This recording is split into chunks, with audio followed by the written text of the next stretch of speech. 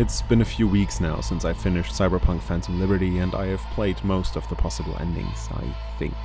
And I'll stick to my first one, killing Reed and sending Songbird to the moon for further side quests and stuff, but I immediately played the Reed path afterwards, where you give up So Me and let the NUSA doctors in Langley operate on you. This ending drove home a feeling, a state of mind that actually has followed me through most of my time in Cyberpunk, my quests and missions, and my endings as deeply as few other games have managed to. And that is Futility. Now, I know there are several paths to go, and especially the one where you don't help Songbird in the stadium is one I haven't explored at all, but I feel like these other paths don't really matter to me anymore, because they are in an alternate universe. Something else could have happened, I could have chosen differently, but I didn't. I haven't chosen this way, so type out to your heart's content and tell me what you like or dislike about all the paths and what you prefer down in the comments, but understand that this video is about my two most impactful experiences with this game. Helping So Me to the moon and or getting rid of Johnny with Reed's help.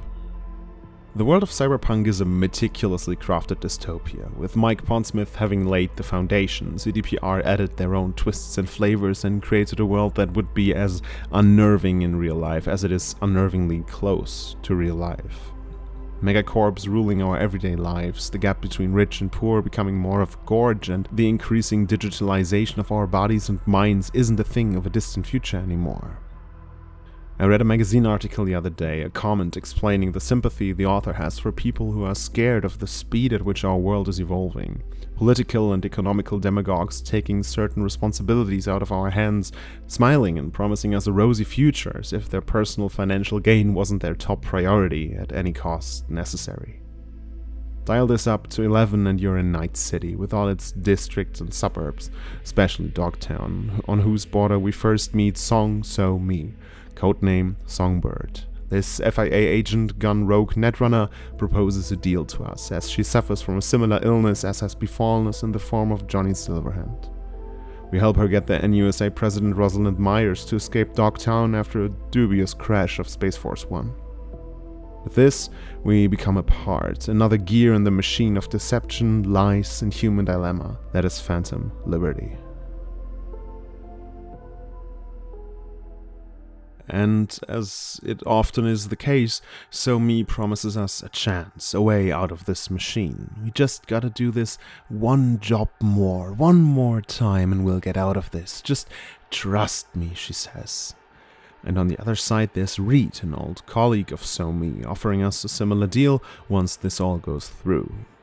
Even without taking into account their troubled common past, which Reed and So Me are ever so slowly revealing to us, we quickly realize that we're going to be in a tight spot very soon, that we will have to choose a side. And so I went with Songbird. Shortly before shooting up the lab in the stadium, Alex and Reed kill the twins and we assume their identities. And call me a naive hypocrite, but this made me incredibly angry. Yes, sure, I've killed dozens, hundreds of people in Night City for my personal or other people's gain, and keeping them alive was not an option. But in a situation where trust is already nothing more than a thin paper bridge, Reed tipped my scales in Songbird's favor. So we went into the stadium, So Me and I derailed the situation, and we fled. Following that whole thing, the game finishes up fairly quickly. We do a few more things here and there, and then fight our way through countless soldiers to the spaceport. So Me barely alive, and V at her side. And then she finally tells V the truth. There's only one cure, and she wants it for herself. And now I'm sitting there, her life in my hands, and I pity her. Somehow I am not angry, I am impressed, and I see myself in her. In V's quest for a regained life, he uses other people and, if the player chooses to do so, fucks them over as well. And just as V, Songbird has lost a lot as well. Her whole life, her identity. So I send her off to the moon, and Phantom Liberty ends. The game ports us to the shore, next to Johnny. We talk a bit, and we're back at the start. We're back where we began, with maybe a bit more loot and many lessons wiser, and all in all, nothing gained. Everything we did was, for V at least, futile. And in contrast to the other ending, this futility is at least worth something to one person, namely Songbird.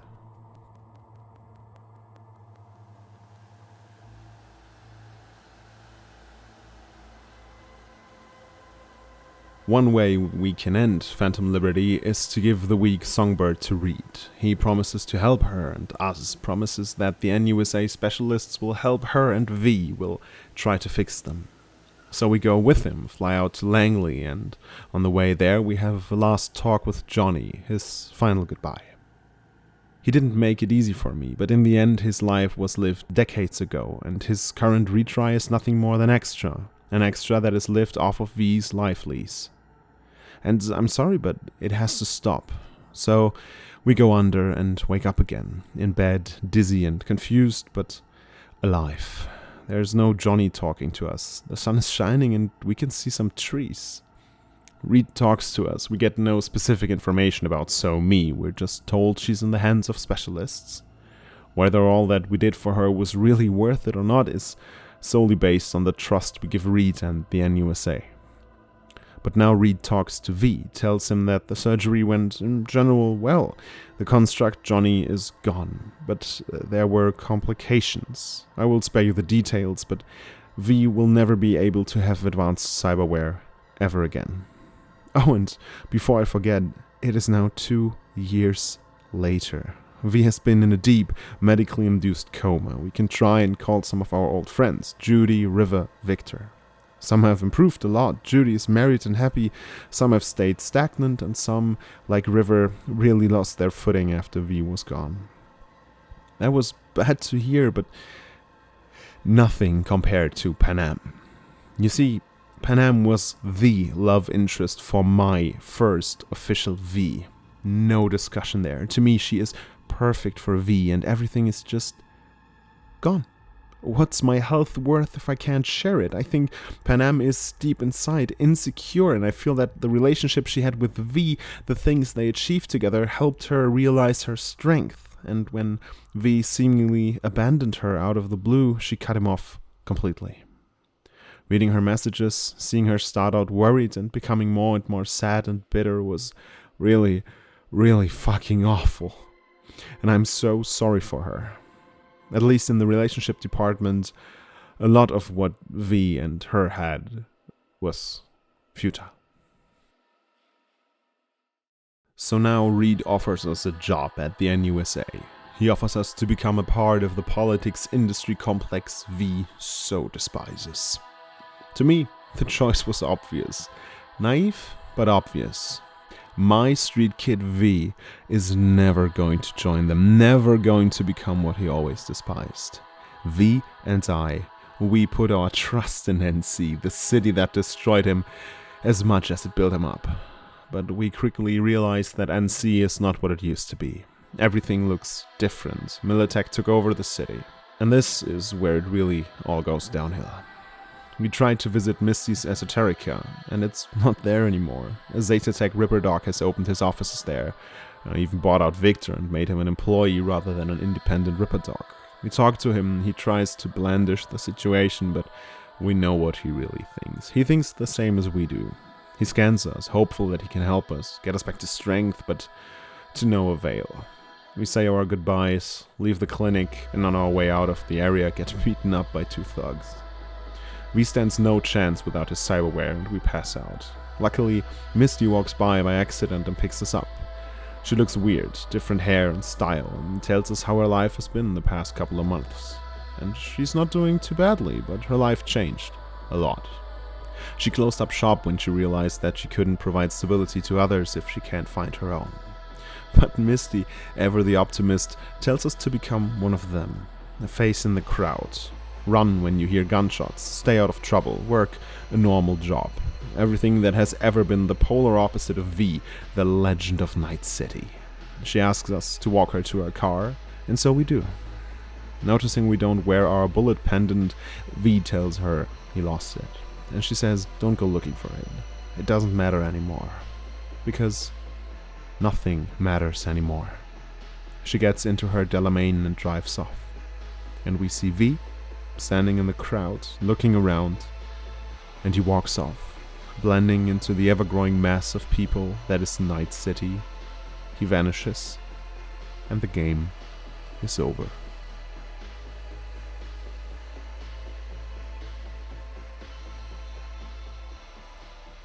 Now, I've seen some people call this the good ending, but I feel empty. It is so bleak. Everything that made V was stripped from him. I mean, yes, sure, he gets a new start, a fresh lease at life, but at what cost? And yet, I have to applaud CDPR. Sometimes good is not what a story needs. Sometimes devastating is the way to go, and God, they nailed it. Even when I continued my first ending, the So Me to the Moon ending, where V still has all his friends and nothing is really lost, I felt dread because I knew what was coming for the city, for Misty, for Victor, for everyone else. And this creepy feeling of an unalterable future fuels the futility in Cyberpunk 2077 and Phantom Liberty. No matter what I do, in my endings, V never really wins. My main ending is the Star, V and Panam leaving the city on the flying tank, and he's still very sick. Yeah, we have the girl we love and we leave a city that harms us more than it benefits us, but we made a lot of noise, did a lot of bad things for nothing more than a shimmer of hope, of healing. In Phantom Liberty, V has either gained nothing after the King of Wands ending, or has nothing in a very different way after returning back to Night City.